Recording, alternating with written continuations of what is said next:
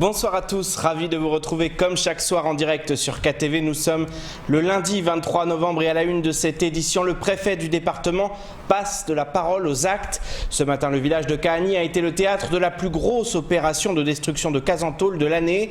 97 logements insalubres ont été détruits avec le concours de la gendarmerie nationale. Avant cela, des interpellations ont eu lieu et 133 étrangers en situation irrégulière ont été éloignés du territoire. Un début selon Jean-François Colombet qui entend multiplier ce type d'opération dans les prochains mois. Mathieu Janvier et Leslie Vumenet. Les bruits de tôles froissées ont résonné dans tout le village de Kahani ce matin. Depuis 5 semaines, cette opération de décasage est en préparation. En effet, il a fallu interpeller plus de 130 personnes en situation irrégulière et trouver des solutions d'hébergement, notamment pour la vingtaine de salariés français qui vivaient dans ce bidonville. Une opération symbolique qui doit permettre l'aménagement prochain de cette zone. C'est une destruction qui est emblématique parce qu'elle va permettre au conseil départemental de réaliser le projet qu'il doit réaliser pour le hub de Kahani. Et donc, il y avait deux objectifs. Détruire ce bidonville qui nous a posé quelques problèmes par le passé. Vous vous souvenez tous des agressions que nous avons pu enregistrer, notamment sur les pompiers, sur d'autres structures. Et en même temps, c'est une opération qui permettra au conseil départemental d'investir pour l'avenir des jeunes et de faire un hub en toute sécurité, dans les meilleures conditions possibles. Ces 97 bangas détruits s'ajoutent à la trentaine ayant déjà fait l'objet de démolitions lors des 2 derniers mois. Même si pour le délégué du gouvernement, il ne s'agit que d'un début. C'est le début. Je l'avais annoncé lorsque j'avais présenté la feuille de route de l'État territorial au mois de septembre. La prochaine étape, c'est une belle opération également à Benbeni.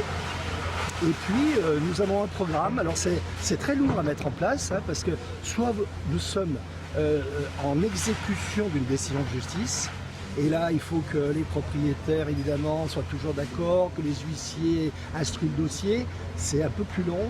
Soit nous sommes sur la base de la loi Elan. Ici, nous étions sur le fondement de la loi Elan. Les prochaines opérations, nous serons également sous le fondement de la loi Elan. Et nous détruirons des bidonvilles pendant toute l'année qui vient. Certains habitants de ce bidonville ont pris les devants en démontant les tôles de manière à s'installer plus loin. De quoi faire dire à certains que le problème n'est pas réglé, mais déplacé. Et pendant que cette opération se déroulait, nous recevions sur notre plateau le collectif des demandeurs d'asile de Mayotte. Ses membres s'insurgent contre l'OFPRA, l'Office français de protection des réfugiés et apatrides. En effet, l'institution en charge d'accorder les demandes d'asile se montrerait très sévère avec les ressortissants venus du continent africain. Je vous propose d'écouter l'une des membres du collectif qui en appelle à davantage de justice devant la loi pour les étrangers à Mayotte. Là, je peux dire non, ils n'ont pas encore étudié nos dossiers parce qu'il y a des gens parmi nous qui ont fait 2 ans, 3 ans. Ils attendent des convocations sans suite. Parmi eux, il y a des gens qui ont fait 4 ou 5 ans à Mayotte sans carte de séjour et tout. Et parmi eux, il y a des gens qui attendent des convocations et des résultats, donc sans suite jusqu'à présent. Donc pour moi, je vois comme si c'est une manque de considération dans notre histoire. Et quand on vient ici, c'est pour aller à métropole. Et nous, on veut dire non, ce n'est pas ça. Nous sommes persécutés chez nous et c'est pour cela que nous sommes ici. Chez nous, c'est où exactement? Chez nous, nous sommes dans des pays différents. Donc, oui, comme moi, c'est Congo. De quel pays, Congo, voilà. Et donc, vous? Moi aussi, je suis congolais. D'accord. Donc il y a des Burundais parmi nous, il y a des Rwandais parmi nous. Et jeudi dernier, la journée internationale des droits de l'enfant a été célébrée à Mayotte. À cette occasion, le rectorat a mis en place des animations destinées aux établissements scolaires sur le thème de l'égalité entre filles et garçons. Ces animations portent sur les droits de l'enfant et ont déjà trouvé leur public, à l'image du lycée Younoussa Bamana qui accueillait aujourd'hui les animateurs de l'académie. Nous sommes allés à la rencontre de Laure Durand, la chargée du projet pour tout connaître de ces rencontres. Un sujet signé Jaïdi Maoulida. Le lycée Younoussa Bamana accueillait aujourd'hui une exposition en lien avec la Journée internationale des droits de l'enfant. Des animations étaient proposées aux élèves avec l'objectif de les impliquer sur des thématiques bien précises. Aujourd'hui à Bamana, on est vraiment sur les droits des enfants. et notamment par exemple le droit à une identité, le droit qu'on ne se sépare pas de ne pas être séparé de ses enfants, le droit à l'éducation, le droit à l'orientation scolaire. Et donc en fonction des animatrices, on va plutôt se focaliser sur tel ou tel droit et aussi en fonction des groupes, des jeunes, sur quoi ils ont envie de travailler. Les animations du jour étaient axées sur la thématique de l'égalité entre les filles et les garçons. Des réflexions qui reviennent souvent autour de la table quand il s'agit de Mayotte. Au vu des problématiques qu'on retrouve ici, oui, c'est des choses qui ressortent des professionnels de terrain, notamment sur les inégalités entre les filles et les garçons, par exemple, que les filles ou les femmes doivent rester à la maison pour élever leurs enfants, faire le ménage, la vaisselle, alors qu'elles n'ont pas forcément envie. Et à l'inverse, les hommes vont pouvoir travailler. Donc, c'est vraiment remettre en question les idées reçues sur qu'est-ce qu'un homme, qu'est-ce qu'une femme, en essayant de parler du fait que peu importe si on est un homme ou si on est une femme, on peut faire ce qu'on a envie de faire. Malgré les idées reçues, les jeunes Mahorais semblent être plus ouverts qu'il n'y paraît sur la question. Les conceptions n'étaient pas aussi clivées que j'aurais pu croire au début, où il y a des jeunes qui justement disent « Ah ben non, une femme, ça peut aussi travailler, ça peut être mécanicienne, un homme, ça peut justement faire le ménage et aussi s'occuper des enfants ». Donc on sent quand même que les jeunes ça les interpelle un peu ces questions-là. Et au lycée aussi, là aujourd'hui, on retrouve aussi ces questionnements-là, donc c'est très intéressant. Plusieurs animations continueront de voir le jour dans les semaines à venir sur tout le territoire. Différents thèmes seront abordés, l'occasion pour les jeunes élèves d'échanger afin que tous puissent être sur un même pied d'égalité. Depuis 2018, le marché des transports scolaires ne cesse d'occuper l'actualité. En effet, le nouveau marché n'est toujours pas opérationnel et seuls des avenants permettent d'acheminer les élèves à l'école. Cependant, les choses avancent puisque les futurs lots viennent d'être attribués. Bonne nouvelle pour les transporteurs indépendants, ils devraient avoir de quoi gagner leur vie, ce qui ne serait pas le cas actuellement. Je vous propose d'écouter Mahmoud Aziari qui conseille le groupement de transporteurs Ouvois-Moja. On peut dire que tout le monde est satisfait. Je crois même qu'on peut féliciter les élus, les quelques élus qui ont résisté à toutes les tempêtes, parce que l'idée était de faire en sorte que le marché soit bien alloti, qu'un seul opérateur n'ait pas plus de 2 lots et que surtout la gestion, pour des raisons de déontologie, la gestion soit séparée du roulage. Oui. Tout ça, ça a été fait.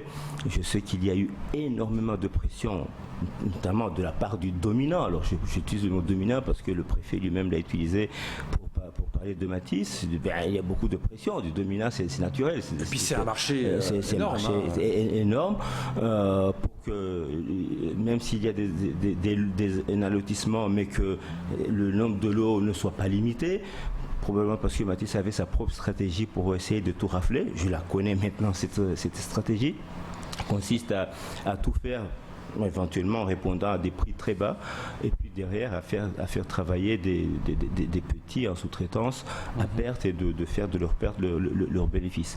Les élus qui ont résisté à ça, franchement, je leur tire mon chapeau.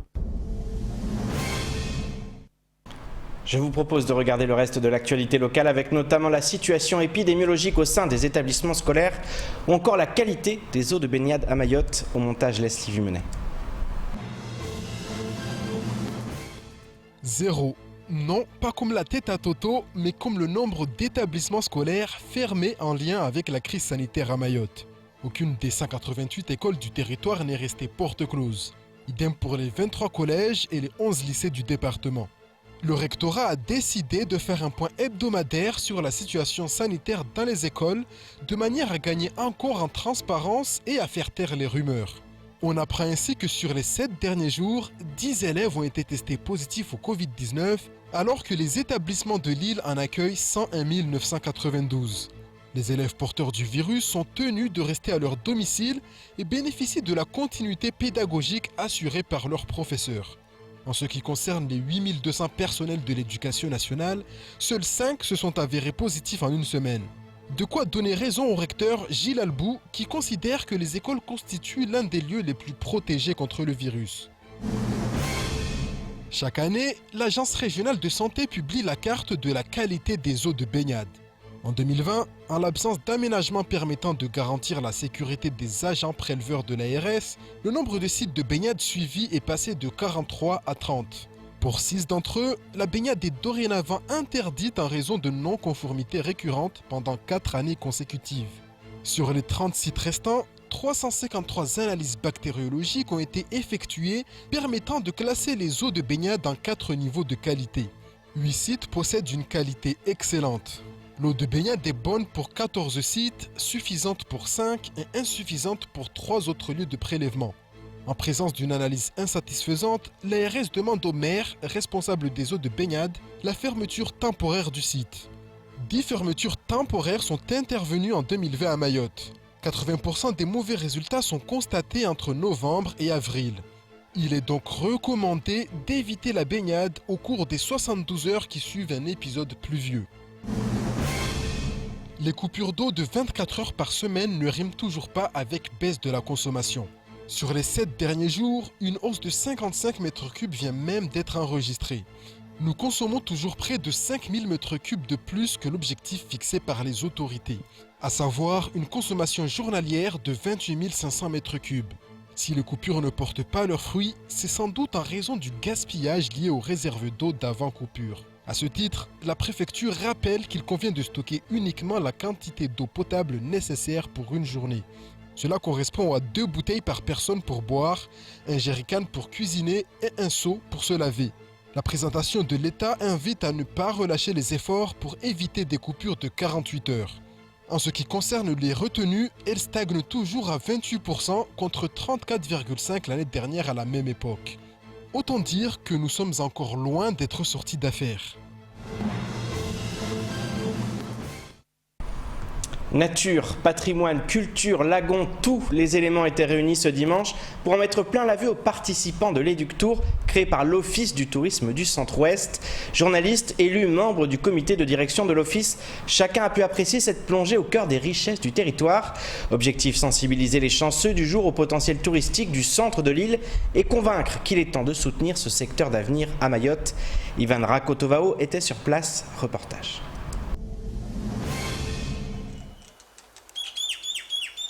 Si vous vous êtes perdu au cœur de Mayotte, vous pourriez tomber sur ce véritable jardin d'Éden. Le maître des lieux, c'est lui, Fundi Madi, qui veille sur un précieux trésor, de la vanille. Ici, vous voyez, là, ce sont les premières gousses que j'ai déjà fécondées. Là. Ça, c'était les fleurs, ça, avant. Et une fois que c'est fécondé, voilà, ça faisait un peu développer, et puis l'apparition des gousses un peu, l'agrandissement, le développement, et jusqu'à ce niveau-là. Fundi Madi aime le calme de la nature. Mais ce matin, la quiétude de la forêt est quelque peu troublée par de curieux visiteurs. Cette journée est destinée aux élus du comité de direction de l'Office de tourisme pour leur montrer vraiment le potentiel touristique du territoire. Mais on a souhaité aussi inviter des journalistes locaux pour vraiment véhiculer une image positive de Mayotte. Là, on fait une visite d'une exploitation de vanille pour montrer la richesse de la biodiversité et de la nature dans le centre-ouest. Et puis, tout au long de la journée, on va découvrir aussi le patrimoine de Mayotte à travers la mosquée de Tsingoni et des activités nautiques que propose de vivre notre beau lagon. Après une dégustation de produits locaux, comme du jus de mangue, du lait de coco ou encore du chocolat noir pour le vice-président de la communauté Centre-Ouest, il est déjà temps de partir, direction la mosquée de Tsingoni, la plus ancienne de France, où le temps semble s'être arrêté. Toutes les murs à l'extérieur là-bas sont construites au XVIe siècle par le sultan Issa.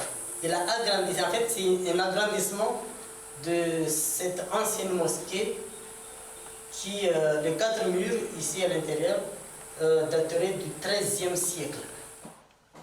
Après la terre, cap sur la mer, au large de la plage de Tanaraki, pour se jeter à l'eau à la découverte du lagon. C'est beau, il faut refaire ça plus souvent. Je pense que les Mahorais gagneraient beaucoup à connaître mieux leur territoire. Parce qu'il y a tant de choses à découvrir ici. on parcourt le monde pour voir ce que nous avons sous les yeux. C'est bon ?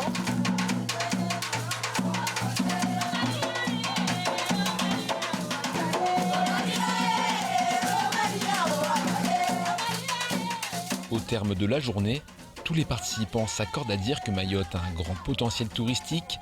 L'Office du tourisme Centre-Ouest, à l'initiative de la journée, espère que les élus sauront saisir cette chance et offrir à Mayotte un nouvel horizon. Et c'est ainsi que s'achève cette édition. Merci de nous rester fidèles sur KTV. Je vous donne rendez-vous demain dès 19h pour tout connaître de l'actualité locale. Excellente soirée sur Quizy.